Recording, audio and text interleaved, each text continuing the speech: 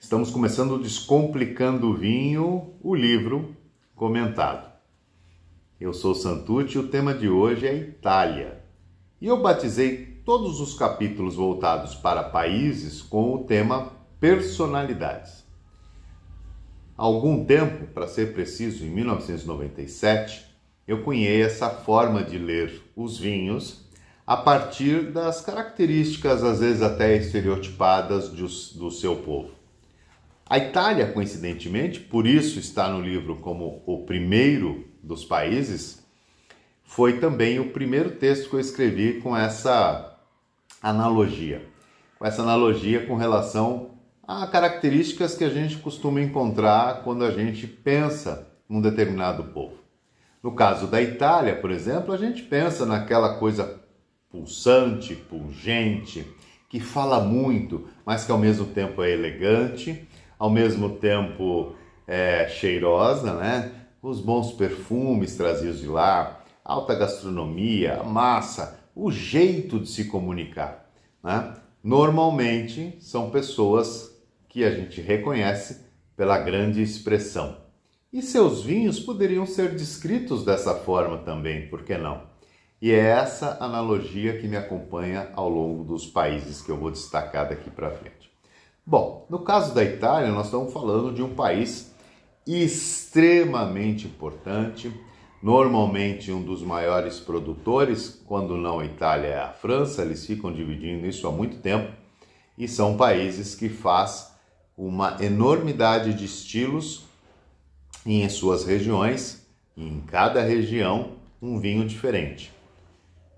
Muitos são seus vinhos premiados, inclusive, são seus vinhos aclamados pela crítica, pelos guias, pelos especialistas.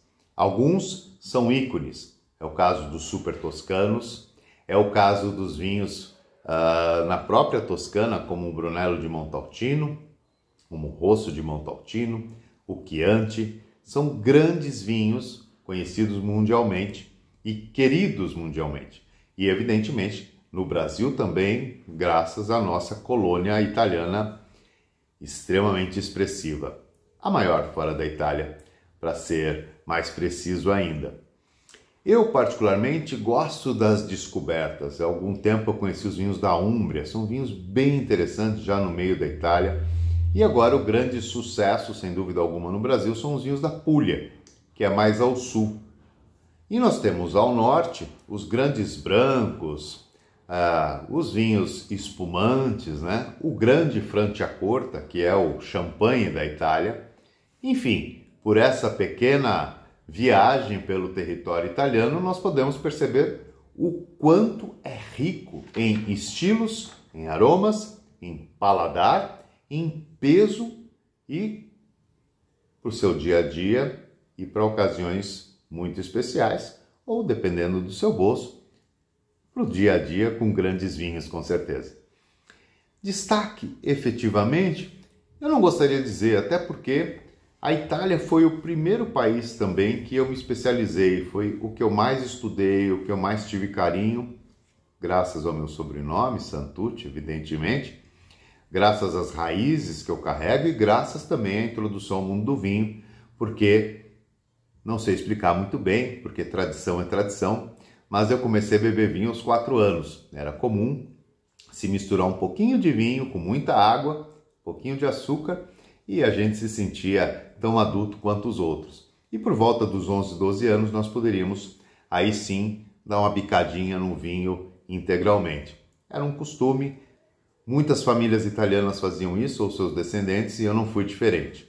Portanto, falar de uma única região, de um único vinho, não seria honesto da minha parte, porque eu gosto de muito. Mas, para que não fique nenhum vinho não destacado, eu quero destacar algo que praticamente a gente só encontra na Itália, que são os vinhos Recioto.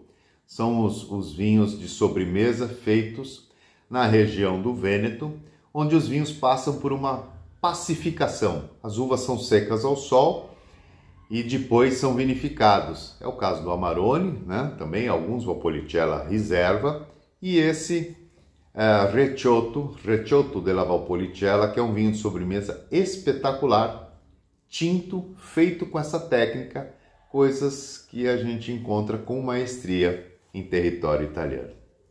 Esse foi o Descomplicando Vinho comentado. Eu sou o Santucci e até o próximo.